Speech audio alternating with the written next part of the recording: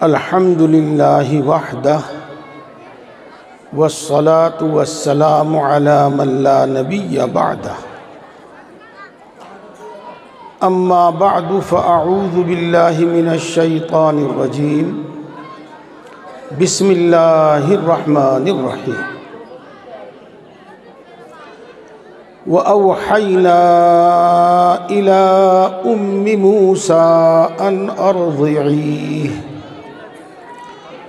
فإذا خفت عليه فألقيه في اليم ولا تخافي ولا تحزني إنا رادوه إليك وجاعلوه من المرسلين صدق الله العظيم۔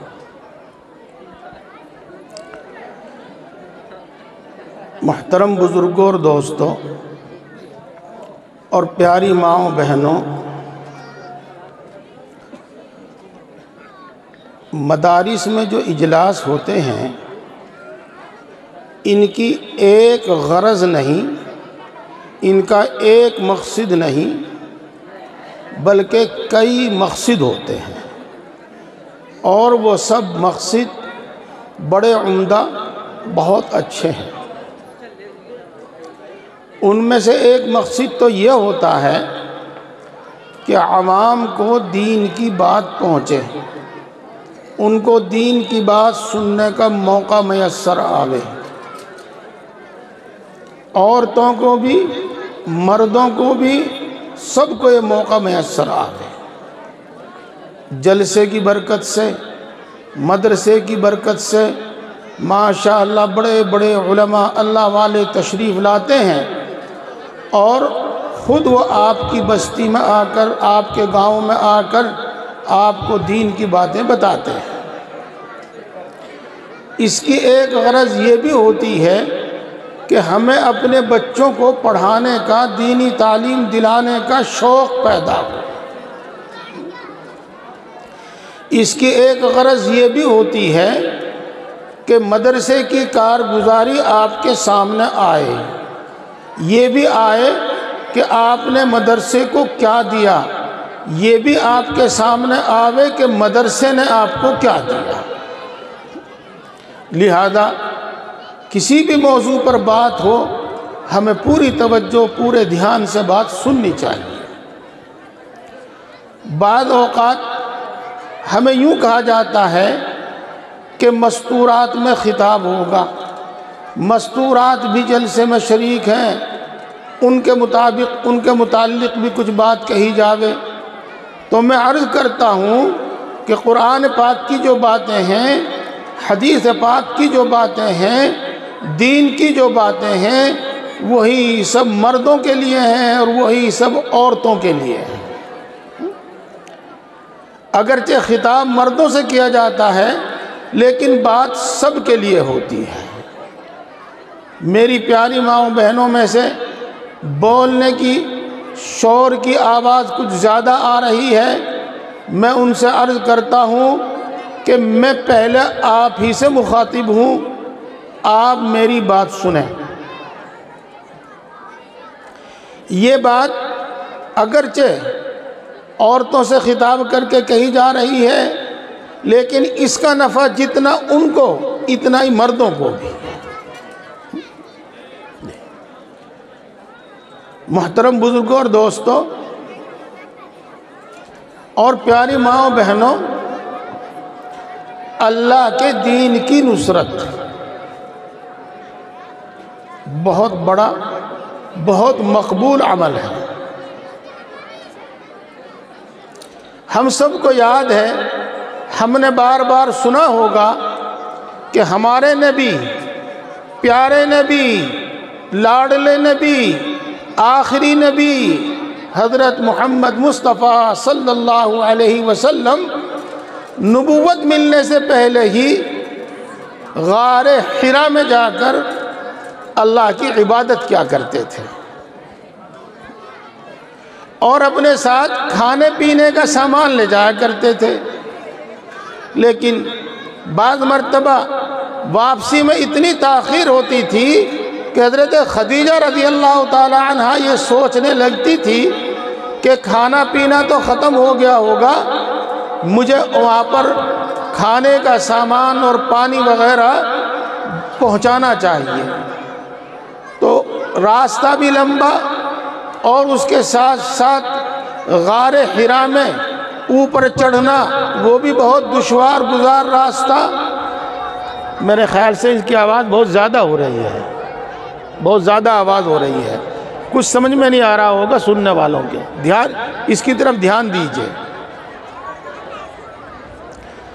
تو حضرت عائشہ، حضرت خدیجہ رضی اللہ تعالی عنہا رسول اللہ صلی اللہ علیہ وسلم کی دیکھ بھال کیا کرتی تھی؟ آپ کے پاس کھانے کا سامان پہنچایا کرتی تھی اور آپ کے پاس پانی وغیرہ جو بھی ضرورت کی چیز ہوتی تھی وہ پہنچایا کرتی تھی۔ روایات سے معلوم ہوتا ہے کہ رسول اللہ صلی اللہ علیہ وسلم نبوت ملنے کے بعد بھی غار حرا میں جاتے تھے ابتدائی زمانے میں، اور تنہائی میں کئی دن تک وہاں اللہ کی عبادت کیا کرتے تھے۔ تو آپ نبی بنا جا چکے تھے اور غار حرا میں آپ عبادت میں مشغول تھے۔ حضرت خدیجہ رضی اللہ تعالی عنہا آپ کے پاس کھانا پانی وغیرہ لے کر پہنچ رہی تھی، تو حضرت جبریل علیہ السلام تشریف لائے اور رسول اللہ صلی اللہ علیہ وسلم کو خبر دی کہ اے اللہ کے نبی، خدیجہ آ رہی ہے اور آپ ان کو بتا دو کہ اللہ نے ان کو سلام کہا ہے۔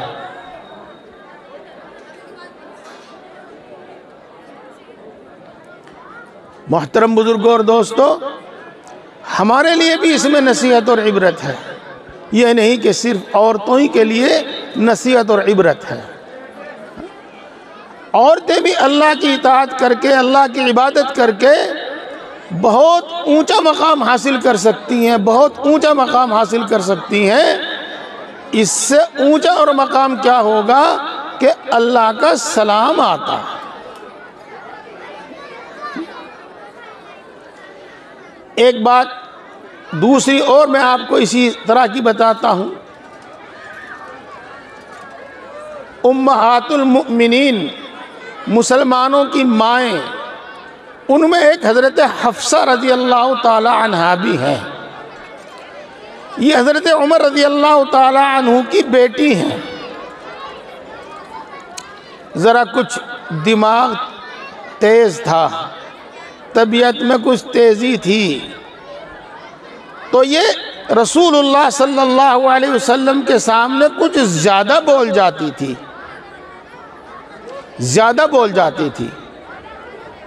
اس سے رسول اللہ صلی اللہ علیہ وسلم کو تکلیف ہوتی تھی۔ ایک مرتبہ رسول اللہ صلی اللہ علیہ وسلم نے ان کو طلاق دینے کا ارادہ کر لیا۔ دھیان دیجئے، تو اللہ نے حضرت جبریل کو بھیجا رسول اللہ صلی اللہ علیہ وسلم کے پاس، اور جبریل علیہ السلام نے اللہ کا پیغام سنایا کہ اے اللہ کے نبی، حفصہ جنت میں آپ کی بیوی ہیں، جس کا مطلب یہ ہے کہ آپ ان کو طلاق مت دیجیے۔ میری پیاری ماؤں بہنوں، آپ دھیان دیجئے، حضرت حفصہ اللہ کے نزدیک کتنی پیاری، کتنی محبوب، کتنی پیاری، کتنی محبوب کہ اللہ رب العزت ان کی حمایت میں آئے۔ اللہ رب العزت نے حضرت جبریل علیہ السلام کو ان کی حمایت کے واسطے بھیجا۔ یہ مرتبہ اور یہ مقام کسی اور وجہ سے نہیں تھا، بلکہ دینی اعمال پر، دین پر عمل کرنے کی وجہ سے تھا۔ اس لیے کہ روایات میں آتا ہے حضرت جبریل نے فرمایا کہ وہ کثرت سے نماز پڑھنے والی ہیں، وہ کثرت سے روزہ رکھنے والی ہیں، وہ کثرت سے اللہ کی راہ میں خیرات کرنے والی ہیں۔ تو بہرحال خطاب مردوں سے ہو یا خطاب عورتوں سے ہو، بات سب کے لیے ہے، سب دھیان سے سنیں۔ میرے بزرگوں اور دوستوں، اللہ رب العزت نے اپنے فضل سے، اپنی بڑی عنایت سے، اپنی بڑی مہربانی سے ہم کو دین اسلام عطا کیا ہے، اور ہماری خوش قسمتی کہ ہم کو آخری نبی، پیارے نبی، لاڈلے نبی حضرت محمد مصطفیٰ صلی اللہ علیہ وسلم کی امت میں پیدا فرمایا۔ اللہ کے رسول صلی اللہ علیہ وسلم کے صرف مسلمانوں ہی پر نہیں بلکہ تمام انسانوں پر، بلکہ تمام جانوروں پر، بلکہ تمام مخلوقات پر بے حد و حساب احسان ہیں۔ اسی واسطے اللہ تبارک و تعالیٰ نے ارشاد فرمایا وَمَا أَرْسَلْنَاكَ إِلَّا رَحْمَةً لِّلْعَالَمِينَ، ہم نے آپ کو سارے جہان والوں کے واسطے، جہان کے واسطے رحمت بنا کر بھیجا ہے۔ میرے بزرگوں اور دوستوں اور پیاری ماؤں بہنوں، اللہ کے نبی صلی اللہ علیہ وسلم کے احسانات میں سے ایک بڑا احسان یہ ہے کہ انہوں نے ہمیں ایمان بتایا کہ ایمان کیا چیز ہے۔ انہوں نے ہمیں بتایا کہ ایمان کی بدولت تم کو کیا ملے گا، کیا ملنے والا ہے۔ انہوں نے ہمیں بتایا کہ کفر اور شرک کی بدولت، کفر اور شرک کے نتیجے میں تمہیں کیا کیا سزائیں اور کیا کیا عذاب بھگتنے ہوں گے۔ اللہ کے رسول صلی اللہ علیہ وسلم نے ہمیں نیکی، بھلائی، اچھے اعمال، اچھے اخلاق کا حکم دیا، اس کی ہمیں ہدایت فرمائی، ہمیں نصیحت فرمائی، اور اس کے ساتھ ساتھ ہمیں یہ بھی بتایا کہ ان نیک اعمال پر تمہیں کیا کیا ملے گا، دنیا میں کیا ملے گا، آخرت میں کیا ملے گا، قبر میں کیا ملے گا، حشر میں کیا ملے گا۔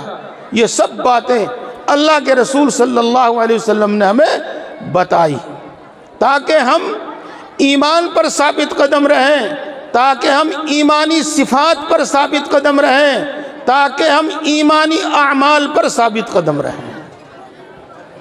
اسی کے ساتھ ساتھ اللہ کے رسول صلی اللہ علیہ وسلم نے ہمیں برائیوں سے آگاہ کیا، فلاں کام برا ہے، نشہ کرنا برا ہے، زناکاری برا ہے، جوا برا ہے، جھوٹ بولنا برا ہے، چوری کرنا برا ہے، خیانت کرنا برا ہے، اور دوسرے تمام برے کاموں سے ہمیں آگاہ کیا، ہمیں مطلع کیا، اور ساتھ ساتھ میں ان کا جو برا نتیجہ ہے، ان کا جو برا پھل ہے، جو برے عمل کرنے والے کو بھگتنا پڑے گا، ان سے بھی اللہ کے رسول صلی اللہ علیہ وسلم نے ہمیں آگاہ کیا ہے۔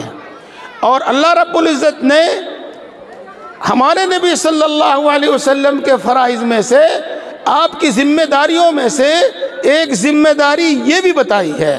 چنانچہ اللہ ارشاد فرماتے ہیں اِنَّا أَرْسَلْنَاكَ شَاهِدًا وَمُبَشِّرًا وَنَذِيرًا۔ اس آیت شریفہ کا وہی مطلب ہے جو میں نے آپ کے سامنے بتایا۔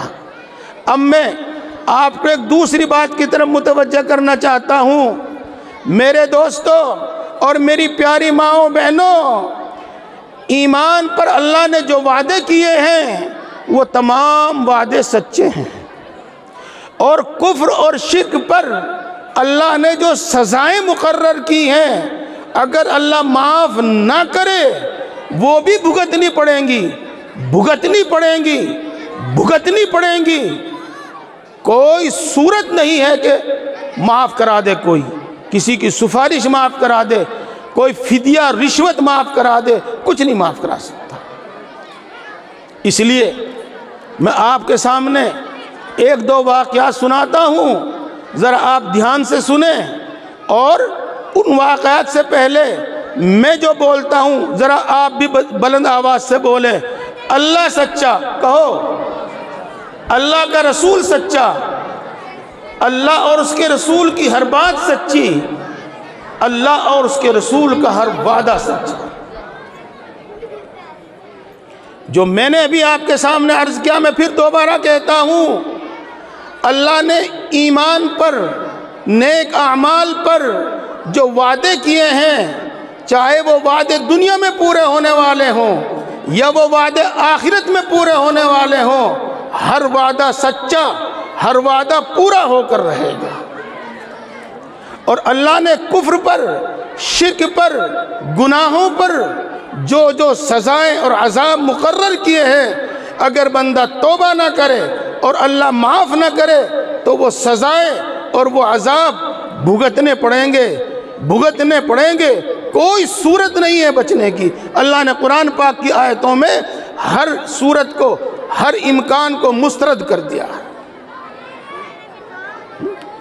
پیارے دوستو، قرآن پاک میں اس طرح کے واقعات، حدیث پاک میں اس طرح کے واقعات دو چار نہیں بے شمار ہیں۔ جو آیت شریفہ میں نے آپ کے سامنے پڑھی، اسی کا ترجمہ، اسی کی تفسیر، اسی کا حاصل میں آپ کے سامنے بیان کرتا ہوں۔ میری ماؤں بہنوں کو جو شکایت رہتی ہے کہ ہم سے بات نہیں ہوتی، پہلے انہی سے بات ہوگی، وہ بھی دھیان دیں۔ یاد ہے، معلوم ہے کہ فرعون نے ایک خواب دیکھا تھا کہ بنی اسرائیل میں ایک بچہ پیدا ہوگا جو میری حکومت کو ہلا کر نہیں بلکہ تباہ و برباد کر دے گا، ختم کر دے گا۔ اس کے درباریوں نے، اس کے مشیرے کار لوگوں نے اس کو یہ تدبیر سجھائی، یہ مشورہ دیا کہ بنی اسرائیل کے بچوں کو، لڑکوں کو تو قتل کر دیا جاوے اور ان کی لڑکیوں کو کچھ نہ کہا جاوے، ان کو زندہ رکھا جاوے۔ اللہ نے قرآن پاک میں یہ بات بیان فرمائی ہے، یذبحون ابناءہم ویستحیون نساءہم۔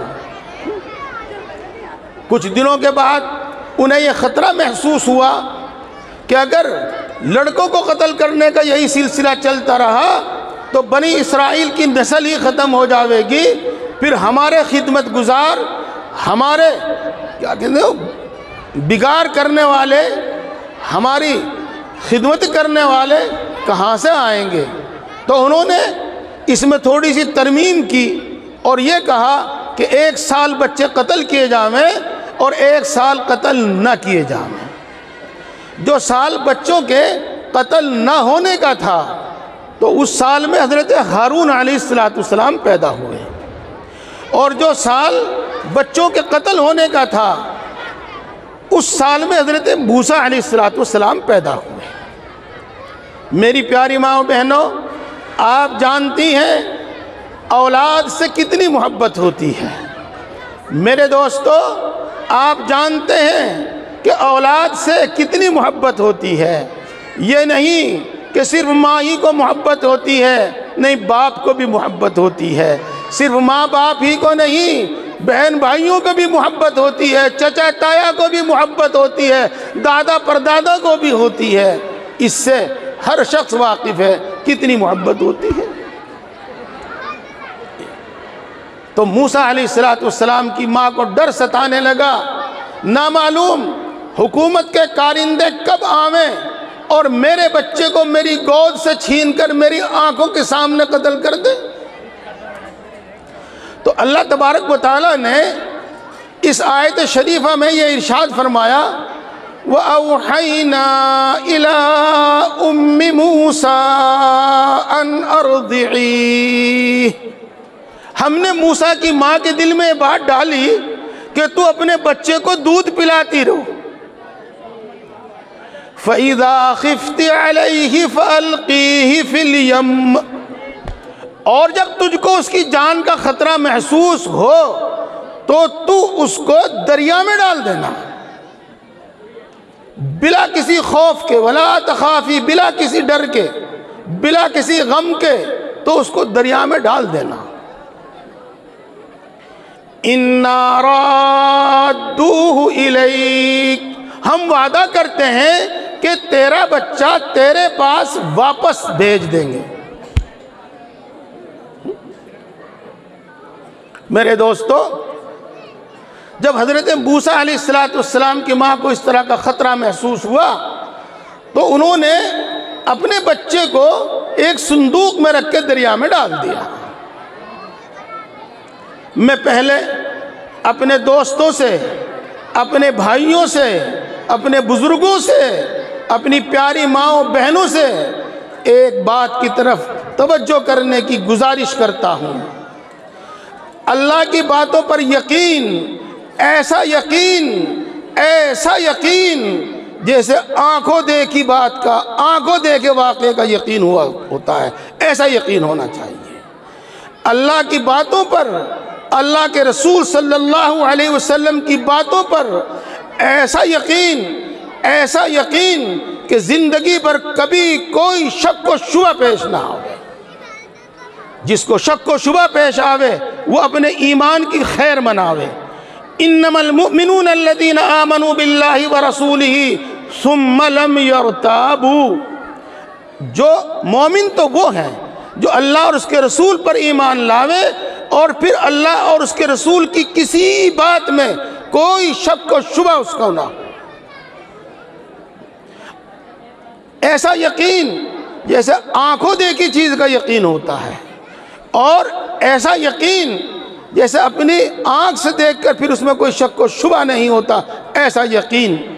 بلکہ ہماری آنکھ خطا کر سکتی ہے، ہماری سمجھ غلطی کر سکتی ہے، لیکن اللہ اور اس کے رسول نے جو ارشاد فرمایا اس میں غلطی کا کوئی امکان نہیں ہے، اس میں غلطی کا کوئی احتمال نہیں ہے۔ اس لیے اس کا ایسا یقین ہونا چاہیے۔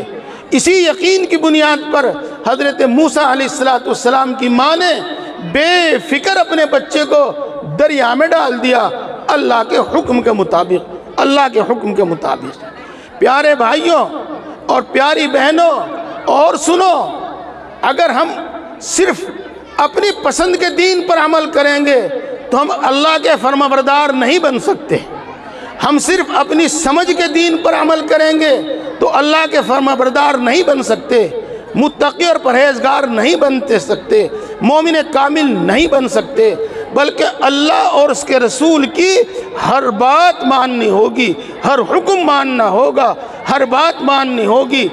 ہماری مرضی کے موافق ہو تب بھی ماننی ہوگی، ہماری مرضی کے خلاف ہو تب بھی ماننی ہوگی، ہمیں اس میں نقصان نظر آ رہا ہو تب بھی ماننی ہوگی، اور ہمیں اس میں فائدہ نظر آ رہا ہو تب بھی ماننی ہوگی، اور ماننی ہوگی اور ہر حال میں ماننی ہوگی۔ اللہ رب العزت نے اپنے کتاب میں، اپنے کلام میں جن کا ذکر کیا ہے وہ سب ایسے ہی تھے کہ وہ اللہ کے حکم کے سامنے سر جھکانے والے تھے، وہ مصلحتیں دیکھنے والے نہیں تھے، وہ فائدے اور منفعت پر نظر کرنے والے نہیں تھے، بلکہ وہ صرف اس بات کو دیکھنے والے تھے کہ اللہ کا حکم کیا ہے۔ میں اس سلسلے میں زیادہ نہیں، وقت کی گنجائش، وقت کی قلت منع کرتی ہے، ایک بات صرف یاد دلانا چاہتا ہوں۔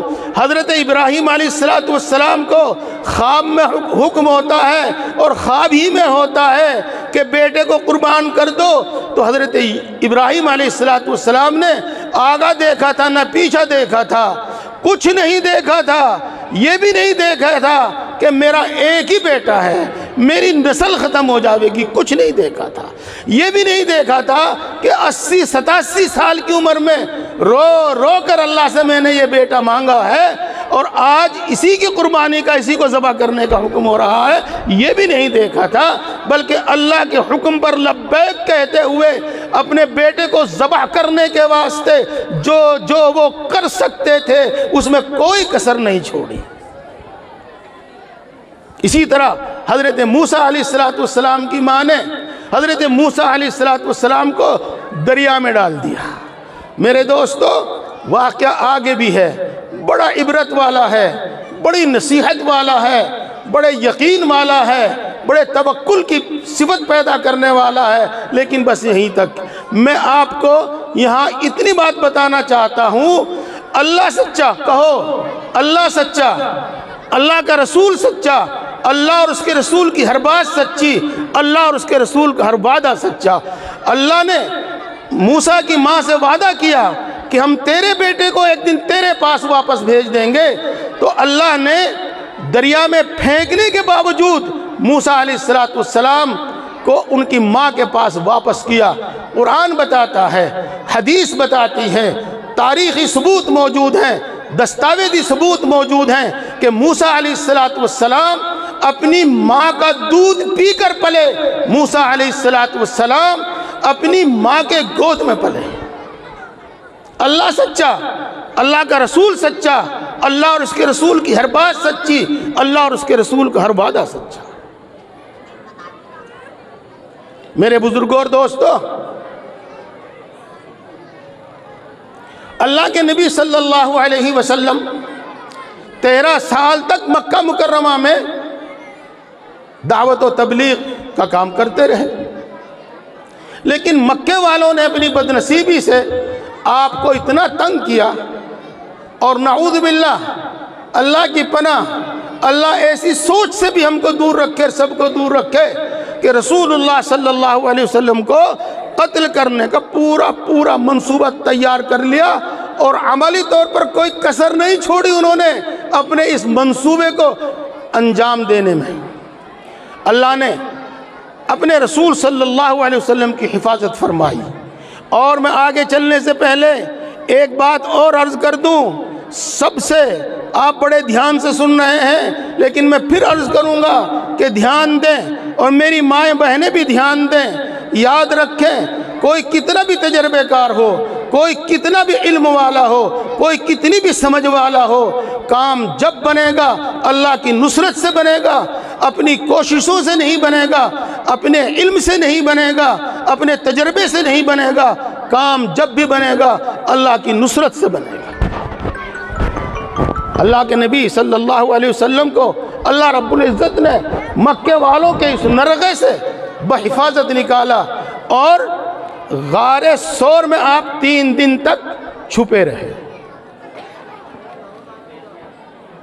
اس کے بعد جب آپ وہاں سے نکل کر چلے اور مکے کی سرحد اور مکے کی سیما سے باہر ہوئے، تو آپ نے مکہ کی طرف، بیت اللہ کی طرف رخ کیا اور کہا، اے عزت والے شہر، اے اللہ کے گھر، اگر میری قوم مجھے مجبور نہ کرتی تو میں تجھے ہرگز نہ چھوڑتا۔ یہ الفاظ بتا رہے ہیں کہ رسول اللہ صلی اللہ علیہ وسلم کو مکہ چھوڑنے پر تکلیف ہو رہی تھی، مکہ چھوڑنے میں تکلیف ہو رہی تھی۔ میں پھر اپنی بات دہراتا ہوں، یاد رکھیے، خوشی ہو، رنجیدگی کے ساتھ ہو، چستی کے ساتھ ہو، سستی کے ساتھ ہو، نفع نظر آ رہا ہو، نقصان نظر آ رہا ہو، اللہ کا حکم ہر حال میں ماننا ہے، ہر حال میں ماننا ہے۔ اپنے شوق پر عمل کرنے کا نام دین نہیں ہے، اپنی پسند پر عمل کرنے کا نام دین نہیں ہے، اللہ کے حکم کو ماننے کا نام دین ہے۔ تو اس سے ٹپک رہا ہے کہ اللہ کے رسول صلی اللہ علیہ وسلم کو مکہ چھوڑنے پر تکلیف ہو رہی ہے۔ تو اس وقت اللہ رب العزت نے اپنے لاڈلے نبی، آخری نبی حضرت محمد مصطفیٰ صلی اللہ علیہ وسلم سے ایک وعدہ فرمایا اور ایک آیت شریفہ نازل فرمائی، ان الذی فرض علیک القرآن لرادک الی معاد۔ وہ ذات جس نے آپ پر قرآن پاک نازل کیا، وہ ذات جس نے آپ کے ذمے اس پر عمل کرنا ضروری اور لازم قرار دیا، جس کی تبلیغ آپ پر لازم اور ضروری قرار دی گئی، اور جس کی وجہ سے آپ کو مکہ مکرمہ سے نکالا گیا، وہ ذات آپ سے وعدہ کرتی ہے، وہ وعدہ کرتا ہے کہ ایک دن تم کو، آپ کو مکہ میں واپس لایا جائے گا۔ میرے دوستو، واقعہ بہت پسندیدہ ہے، بہت مزیدار ہے۔ ایمان اور یقین میں جوش اور ابال پیدا کرنے والا ہے، لیکن اس وقت صرف اتنا ہی۔ بس میں آپ کو یہ بتاتا ہوں کہ قرآن پاک سے معلوم ہوتا ہے، حدیث پاک سے معلوم ہوتا ہے، تاریخ سے معلوم ہوتا ہے کہ اللہ رب العزت نے اپنے نبی صلی اللہ علیہ وسلم سے کیا ہوا وعدہ پورا کیا، اور 8 سال کے بعد ہی رسول اللہ صلی اللہ علیہ وسلم مکہ مکرمہ میں داخل ہوئے اور فاتحانہ طور پر داخل ہوئے، پورے اختیارات کے ساتھ داخل ہوئے، جس کو چاہے پکڑا، جس کو چاہے چھوڑا، جس کو چاہا نوازا، جس کو چاہا محروم کیا، جس کو چاہا سزا دی اور جس کو چاہا معاف کیا۔ میرے دوستو، اللہ نے ایک وعدہ کیا، اللہ نے اپنا وہ وعدہ پورا کیا، تو کہو اللہ سچا، اللہ کا رسول سچا، اللہ اور اس کے رسول کی ہر بات سچی، اللہ اور اس کے رسول کا ہر وعدہ سچا۔ میرے دوستو، یہ بات وہی ہے جو میں شروع میں عرض کر چکا ہوں کہ اللہ کے نبی صلی اللہ علیہ وسلم کے ہم پر بہت سارے احسانات ہیں۔ ان احسان میں سے ایک یہ ہے کہ اچھی باتیں ہمیں بتائی اور ان کے فائدے بتائے کہ اس پر اللہ نے یہ وعدہ کیا ہے، اس پر اللہ کا یہ وعدہ ہے، اس پر اللہ کا یہ وعدہ ہے، دنیا میں یہ وعدہ ہے، آخرت میں یہ وعدہ ہے۔ اور یہ باتیں ہم سنتے رہتے ہیں وعظ میں، تقریر میں، اور یہ باتیں ہم پڑھتے رہتے ہیں کتابوں میں۔ اسی طریقے سے اللہ تبارک و تعالیٰ نے ہم پر بڑا احسان فرمایا کہ ایک نبی ہمارے درمیان بھیجا، اور اس نبی کے احسانات میں سے ایک احسان یہ بھی ہے کہ اس نے ہمیں بتایا کہ یہ کام برا ہے، زناکاری بری ہے، چوری بری ہے، جھوٹ بولنا برا ہے، جوا برا ہے، نشہ برا ہے، دھوکہ دینا برا ہے، جتنے بھی برے کام تھے ان سے ہمیں آگاہ کیا، اور یہ بتایا کہ دنیا میں ان کا یہ نقصان ہے اور آخرت میں ان کا یہ نقصان ہے۔ میرے دوستو، میں پھر عرض کروں اور آپ سے دھیان دینے کی گزارش کروں کہ اگر اللہ معاف نہ کرے تو جو سزائیں اللہ نے مقرر کی ہیں وہ ضرور پوری ہوں گی۔ کسی دھوکے میں نہ رہیں، کسی غفلت میں نہ رہیں۔ قرآن پاک ہم کو بتا رہا ہے، حدیثیں پڑھنے والے ہم کو بتا رہے ہیں، اس امت کے علماء ہم کو بتا رہے ہیں، کسی دھوکے میں نہ رہیں، کسی دھوکے میں نہ رہیں، کسی غلط فہمی میں نہ رہیں۔ اور اللہ نے جو وعدے کیے ہیں ایمان پر، اور اللہ نے جو وعدے کیے ہیں نیک اعمال پر، وہ بھی ضرور پورے ہوں گے۔ 2 واقعے میں نے آپ کے سامنے بیان کیے، قرآن و حدیث سے اور بہت سارے واقعات آپ کے سامنے پیش کیے جا سکتے ہیں، سنائے جا سکتے ہیں۔ آخر میں آپ سے یہ گزارش کروں کہ خود اپنے دین و ایمان کی حفاظت کیجئے، اور اپنی نسل کے، اپنے بچوں کے، بلکہ آنے والی نسلوں کے دین و ایمان کی حفاظت کیجئے۔ اور اس کی صورت یہ ہے کہ ہم بھی اس کا علم حاصل کریں اور ہم اس پر عمل کریں، اپنی اولاد کو ہم یہ چیزیں سکھائیں، اپنی اولاد کی ہم اسی طرح سے تربیت کریں۔ میں اس موضوع پر زیادہ نہیں، بہت تھوڑا سا بول کر اپنی بات ختم کرنا چاہتا ہوں۔ 2-3 آیت شریفہ کا صرف ترجمہ پیش کرتا ہوں، سماعت فرماویں۔ وَمَن يَرْغَبُ عَن مِّلَّةِ إِبْرَاهِيمَ إِلَّا مَن سَفِهَ نَفْسَهُ، دین اسلام سے وہی شخص منہ موڑ سکتا ہے جو اپنی ذات میں بے وقوف ہو، احمق ہو۔ اس کو یوں بھی کہہ سکتے ہیں جو پیدائشی طور پر ہی بے وقوف ہو، دین اسلام سے وہی منہ موڑ سکتا ہے اور کوئی نہیں منہ موڑ سکتا۔ وَلَقَدِ اصْطَفَيْنَاهُ فِي الدُّنْيَا، اور ہم نے ابراہیم علیہ السلام کو دنیا میں اپنے لیے چھانٹ لیا تھا، اپنا دوست بنا لیا تھا، اپنا محبوب بنایا تھا، اپنا رسول بنایا تھا، اپنا نبی بنایا تھا۔ وَإِنَّهُ فِي الْآخِرَةِ لَمِنَ الصَّالِحِينَ، اور آخرت میں بھی وہ بہت اچھے لوگوں میں ہوں گے، جن کے بڑے مرتبے ہوں گے، بہت اچھے لوگوں میں ہوں گے۔ اور اس انتخاب کی وجہ کیا تھی؟ کیوں بنایا تھا اپنا دوست؟ کیوں بنایا تھا اپنا محبوب؟ کیوں بنایا تھا اپنا رسول؟ کیوں بنایا تھا اپنا نبی؟ اس لیے کہ اللہ تبارک و تعالیٰ نے ان کو ایک حکم دیا تھا، کیا؟ اِذْ قَالَ لَهُ رَبُّهُ أَسْلِمْ، وہ وقت یاد کرنے کے قابل ہے، یہ بات سوچنے سمجھنے یاد رکھنے کے قابل ہے کہ اللہ رب العزت نے ابراہیم علیہ السلام سے کہا، اے ابراہیم تو میرا پورا پورا فرما بردار بن جا۔ یہ اسلم کا ترجمہ ہے، علماء جانتے ہیں کہ ترجمہ بالکل ٹھیک ہے۔ اذ قال له ربه اسلم، تو ابراہیم علیہ السلام نے کیا جواب دیا؟ اسلمت لرب العالمین، میں نے عالموں کے پروردگار کی غلامی اختیار کی، ان کی اطاعت و فرما برداری اختیار کی، یعنی میں ہمیشہ فرما بردار رہوں گا۔ آگے بھی ارشاد وَوَصَّى بِهَا إِبْرَاهِيمُ بَنِيهِ وَيَعْقُوبُ،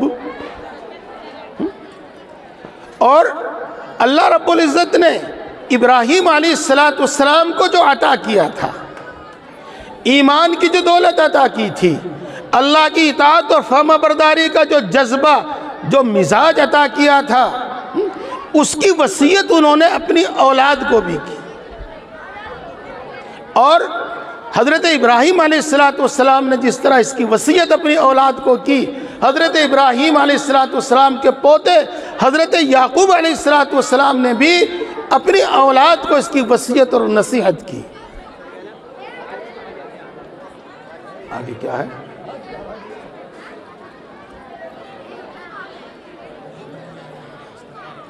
یا بنی ان اللہ اصطفى لکم الدین فلا تموتن الا وانتم مسلمون، اے میرے بیٹو، اے میرے پوتو، تم وعدہ کرو کہ تم زندگی بھر اللہ کے فرما بردار بن کر رہو گے، تمہاری موت اللہ کی اطاعت، اللہ کی فرما برداری میں آنی چاہیے، تمہاری موت دین اسلام پر آنی چاہیے۔ اللہ نے یہ دین تمہارے واسطے منتخب کیا ہے، پسند کیا ہے۔ وَإِذْ حَضَرَ يَعْقُوبَ الْمَوْتُ إِذْ قَالَ لِبَنِيهِ مَا تَعْبُدُونَ مِن بَعْدِي، وہ وقت بھی یاد کرنے کے قابل ہے جب حضرت یعقوب علیہ السلام کی موت کا وقت قریب آیا تو انہوں نے بھی اپنے بیٹوں پوتوں کو جمع کیا اور ان سے یوں پوچھا، اے میرے پیارے بیٹو، اے میرے پیارے پوتوں، تم ذرا مجھے یوں بتاؤ کہ میرے بعد تم کس کی عبادت کرو گے، میرے بعد کس دین پر چلو گے، میرے بعد تمہارے اعمال کیا ہوں گے؟ میرے دوستو، کہا جاوے تو بالکل صحیح ہے، اپنی اولاد کی زندگی بھر تربیت کی، ایمان کی تربیت، ایمانی تربیت کی اور اعمال کی تربیت کی، اخلاق کی تربیت کی، اب مرتے مرتے بھی اس بات کی فکر ہے کہ نہ معلوم یہ میرے بچے میرے بعد کیا کریں گے۔ اس فکر کو سامنے رکھتے ہوئے ان سب کو جمع کر کے ان کو وصیت کر رہے ہیں، ان کو نصیحت کر رہے ہیں۔ لیکن انہوں نے اپنی اولاد کی تربیت ایسی کی تھی، اتنی اچھی کی تھی، اتنی بہترین کی تھی، ہر موقع پر کی تھی، ہر قدم پر کی تھی، ہر موڑ پر رہنمائی کی تھی، تو اس لیے اولاد نے کہا قالوا نعبد الہک وَإِلَٰهَ آبَائِكَ إِبْرَاهِيمَ وَإِسْمَاعِيلَ وَإِسْحَاقَ، جس کو یوں کہہ سکتے ہیں، ابا جان آپ مطمئن رہیں، ہم نے صرف آپ ہی کی زندگی میں دین اختیار نہیں کیا بلکہ آپ کے بعد بھی ہم اسی معبود کی عبادت کریں گے جس کی عبادت آپ کے سامنے کیا کرتے تھے۔ ہم آپ کے باپ دادا ابراہیم کے دین پر عمل کریں گے، ان کے معبود کی عبادت کریں گے، آپ کے باپ اسحاق کے دین پر عمل کریں گے، آپ کے تایا ابا، آپ کے تایا اسماعیل علیہ السلام کے دین پر عمل کریں گے۔ میرے دوستو، میں ان آیات سے آپ کے سامنے دو باتیں رکھنا چاہتا ہوں، بلکہ تین باتیں رکھنا چاہتا ہوں۔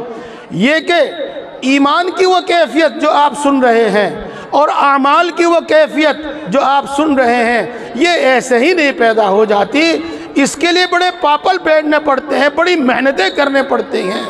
اگر آپ میری اس بات کو نوٹ کر لیں اچھا ہے میرے تمام دوست بزرگ اسٹیج پر جو بیٹھے ہوئے ہیں وہ بھی اس بات کو نوٹ کر لے، چونکہ ان سے مجھے زیادہ امید ہے کہ ان کو بھی فائدہ ہوگا اور ان کی بدولت ساری امت کو فائدہ ہوگا، کہ دنیا میں سب سے بھاری کام ایمان پر ثابت قدم رہنا اور نیک اعمال پر ثابت قدم رہنا ہے۔ اگر یہ کوئی آسان کام ہوتا تو جیسے دوسرے کاموں کے واسطے انبیاء نہیں بھیجے گئے، اس کے واسطے بھی انبیاء نہ بھیجے جاتے۔ جس طرح انبیاء کے ذریعے امت کی، انسانوں کی، ان کی تربیت کی گئی ہے اور دوسرے کاموں کی نہیں کی گئی ہے، تو اس کی بھی نہیں کرائی جاتی۔ یہ سب سے بھاری کام ہے، سب سے مشکل کام ہے، اسی واسطے اس کے لیے انبیاء کرام بھیجے گئے ہیں۔ تو اس کی طرف سے غفلت نہیں ہونی چاہیے، نہ اپنی طرف سے غفلت ہو، نہ اپنے بیوی بچوں کی طرف سے غفلت ہو، نہ اپنی اولاد کی طرف سے غفلت ہو، نہ اپنے بیٹے پوتوں کی طرف سے غفلت ہو، کسی کی طرف سے غفلت نہ ہو۔ اگر آپ نے زندگی بھر محنت کر کے اپنی اولاد کا ایمان بنایا، آپ نے محنت کر کے ان کو نیک اعمال گھٹی میں اتار دیے اور آپ کے بچے مومن ہیں اور آپ کے بچے متقی ہیں، آپ بھی کامیاب، آپ کی اولاد بھی کامیاب۔ اور اگر آپ نے ان کے واسطے سینکڑوں بیگھہ زمین چھوڑی، آپ نے ان کے واسطے شہر سہارنپور میں اور دہلی میں، بنگلور میں، بمبئی میں بڑے بڑے بنگلے، بڑی بڑی مارکیٹ چھوڑی، لیکن ان کا ایمان محفوظ نہیں، ان کے اعمال درست نہیں، تو آپ نے اپنی اولاد پر بہت بڑا ظلم کیا ہے اور خود اپنے اوپر ظلم کیا ہے۔ میرے دوستو، تربیت کس طرح ہوگی یہ بات بہت ساری آپ کو معلوم بھی ہیں اور آپ کو بتائی بھی جاتی رہتی ہیں، اور علماء کی طرف سے ممکنہ کوشش، ہر ممکن کوشش کی جا رہی ہے۔ انہی کوششوں کا ایک حصہ ہے یہ مکاتب، انہی کوششوں کا ایک حصہ ہے یہ مدارس۔ آپ یہ نہ سمجھیے یہ کوئی آسان کام ہے، آپ ماشاءاللہ 10 سال 15 سال 50 سال کے ہو گئے ہیں، آپ اچھی طرح سمجھ سکتے ہیں۔ کسی دن آپ استاد محترم کے پاس آ کر بیٹھیں اور دیکھیں کہ وہ آپ کے بچے کو کس طریقے سے اپنا خون جگر پلاتا ہے۔ استاد کہتا ہے بیٹا کہو الف، بچہ کہتا ہے الف، استاد پھر کہتا ہے بیٹا کہو الف، بچہ کہتا ہے پھر اور زور سے الف۔ تو استاد اس وقت تک اس پر محنت کرتا رہتا ہے جب تک وہ بچہ الف نہیں کہہ دیتا، آپ بھی اور آپ جیسی بڑی عمروں کے کیا کہتے ہیں؟ الحمدللہ، بلکہ الحمدللہ، نہ معلوم کتنی غلطیاں کرتے ہیں۔ یہ غلطیاں بچے بھی کرتے ہیں۔ اگر ان کو یہ باتیں نہ یاد کرائی جاویں، ان پر نہ محنت کی جاوے، تو وہ زندگی بھر اسی طرح پڑھتے رہیں گے۔ لیکن استاد محترم اس بچے پر اس وقت تک محنت کرتا ہے، اس وقت تک اپنا خون جگر اس کو پلاتا ہے، اس وقت تک اپنا خون پھونکتا ہے، اپنا دماغ جلاتا ہے، جب تک بچہ الحمدللہ رب العالمین نہیں کہہ دیتا۔ اور صرف یہی نہیں، بلکہ بچے آپ کے سامنے پروگرام پیش کر رہے ہیں، جو ان کے استادوں نے آپ کو سکھایا ہے وہ آپ کے سامنے پیش کر رہے ہیں۔ وہ کلمہ یاد کرتے ہیں، ایک کلمہ نہیں، 6 کلمے نہیں، 8 9 7 8 کلمے یاد کرتے ہیں۔ وہ نمازیں یاد کرتے ہیں، نمازوں کی عملی مشق کرتے ہیں، وہ مسنون دعائیں یاد کرتے ہیں، وہ سنتیں یاد کرتے ہیں، وہ عقیدے یاد کرتے ہیں۔ غرض دین میں ان کو جن چیزوں کی ضرورت ہے وہ سب ان کو یہاں سکھایا جاتا ہے۔ رسول اللہ صلی اللہ علیہ وسلم کی محبت ان کی گھٹی میں اتاری جاتی ہے۔ اس کے بہت سے طریقے ہیں، ایک طریقہ اس کا یہ ہے کہ رسول اللہ صلی اللہ علیہ وسلم کی شان میں نعت ان کو یاد کرائی جاتی ہے، وہ نعت ان سے پڑھوائی جاتی ہے اور وہ پھر آپ کے سامنے بھی پیش کرتے ہیں۔ اللہ کی حمد ان کو یاد کرائی جاتی ہے، ان سے پڑھوائی جاتی ہے، وہ آپ کے بھی سامنے پیش کرتے ہیں۔ میرے دوستو، یہ تربیت ہے اور یہ بنیادی کام مکاتب میں ہوگا اور یہ بنیادی کام مدارس میں ہوگا۔ آپ یہ نہ سمجھیں کہ ہمارا بچہ دارالعلوم سے فارغ ہوا، ہمارا بچہ مظاہر علوم سے فارغ ہوا۔ یقینی بات یہ ہے کہ وہ آپ کا بچہ آپ کے اس مکتب سے فارغ ہوا، اس مکتب میں اگر ان کو خون جگر نہ پلایا جاتا، ان پر محنت نہ کی جاتی، تو وہ دارالعلوم کا منہ بھی نہ دیکھتا۔ دارالعلوم میں پڑھنے کی بات تو بہت دور رہی، وہاں سے فارغ ہونے کی بات تو بہت دور رہی۔ ان کے اندر شوق بھی انہوں نے بھرا، ان کے اندر صلاحیتیں بھی انہوں نے پیدا کی، اور ابتدائی طور پر بنیادی طور پر جن جن چیزوں کا سکھانا ضروری تھا وہ بھی سب انہوں نے سکھایا۔ میرے دوستو، اصل میں یہ کام ہر باپ کا ہے، اصل میں یہ کام ہر ماں کا ہے، لیکن ان علماء کرام نے، اللہ کے ان دیوانوں نے یہ ذمہ داری اپنے اوپر لے لی ہے۔ مجھے تو فخر بھی ہوتا ہے اور ترس بھی آتا ہے، ترس بھی آتا ہے اور فخر بھی ہوتا ہے۔ کیا کرتے ہیں یہ لوگ یوں کرتے ہیں کہ آپ کے در پر جاتے ہیں، آپ کی کنڈی بجاتے ہیں اور آپ سے تعاون حاصل کرتے ہیں۔ 10 کلو گیہوں، 5 کلو گیہوں، کم زیادہ 100 روپے 50 روپے، اور آپ ہی لوگ ان کو تانا بھی دیتے ہیں کہ ایسا ذلیل آدمی ہے، کیا کام کر رہا ہے۔ آپ ہی لوگ اس کو تانا بھی دیتے ہیں کہ مولوی صاحب سارا کھا گیا ہے۔ لیکن اس سب کے باوجود یہ سب کچھ سنتے ہیں، اور اس کے بعد یہ اللہ کے دیوانے اور دین کے دیوانے، آپ کے ہمدرد، آپ کے بچوں کے ہمدرد اس کام میں لگے ہوئے ہیں۔ روز بروز مدرسے پڑھتے جا رہے ہیں، روز بروز نئی بنیادیں رکھی جا رہی ہیں، اور یہ ضرورت کے تحت رکھی جا رہی ہیں، بلا ضرورت نہیں رکھی جا رہی ہے، بلا ضرورت نہیں رکھی جا رہی ہے۔ کوئی بھی اعتراض کرے، لیکن بہرحال ان کی ضرورت ہے، اور ہمیں اس کے لیے پورا تعاون پیش کرنا ضروری ہے، پورا تعاون پیش کرنا ضروری ہے۔ میں آپ کے سامنے کچھ زیادہ فضائل نہیں بیان کرتا۔ ایک آیت شریفہ ہے جو میرے کانوں میں گونجتی رہتی ہے، میرے دماغ میں گونجتی رہتی ہے۔ اللہ ارشاد فرماتے ہیں، ان تنصروا اللہ ینصرکم، اگر تم اللہ کی مدد کرو گے اللہ تمہاری مدد کرے گا۔ میرے دوستو، میری پیاری ماؤں بہنوں، آپ ذرا سوچ کر بتاؤ، اللہ کو ہماری مدد کی ضرورت کس کام میں ہے؟ اللہ کس کا محتاج ہے؟ وہ تو کسی کا محتاج نہیں، وہ کسی کا محتاج نہیں، کسی کام کا محتاج، میں کسی کا محتاج نہیں۔ اذا قضى امرا فانما يقول له كن فيكون، جب وہ کسی کام کا فیصلہ کرتا ہے تو وہ کہتا ہے ہو جا، بس وہ کام ہو جاتا ہے۔ اس کو بارش، زمینوں کو سیراب کرنے کے واسطے، باغوں کو سیراب کرنے کے واسطے نہ ٹویل کی ضرورت ہے، نہ اس کو بالٹی کی ضرورت ہے، نہ اس کو کسی چیز کی اس کی ضرورت نہیں ہے۔ جب حکم ہوتا ہے نظام حرکت میں آتا ہے، اور باغوں کو، کھیتیوں کو اور پہاڑوں کو، زمینوں کو سیراب کر دیتا ہے، اس کو کسی چیز کی ضرورت نہیں ہے۔ ہاں، درجہ اسباب میں اس کا مطلب یہ ہے، اگر تم اللہ کے دین کی نصرت کرو گے تو اللہ تمہاری نصرت کرے گا، اگر تم اللہ والوں کی نصرت کرو گے اللہ تمہاری نصرت کرے گا، تم اللہ کی کتاب کی نصرت کرو گے اللہ تمہاری نصرت کرے گا۔ میرے بزرگوں اور دوستوں، یہ فرض آپ کا ہے، اس کو کبھی نہیں بھولنا ہے، اس کو کبھی نظر انداز نہیں کرنا ہے۔ اللہ تبارک و تعالی ہم کو دین کی صحیح سمجھ اور عمل کی توفیق عطا فرماوے۔ وآخر دعوانا الحمدللہ رب العالمین۔ ماشاءاللہ، جزاک اللہ خیرا۔ زمانہ بڑے شوق سے سن رہا تھا، ہم سو گئے داستان کہتے کہتے۔ اخلاص و للہیت اور صدق و صفا سے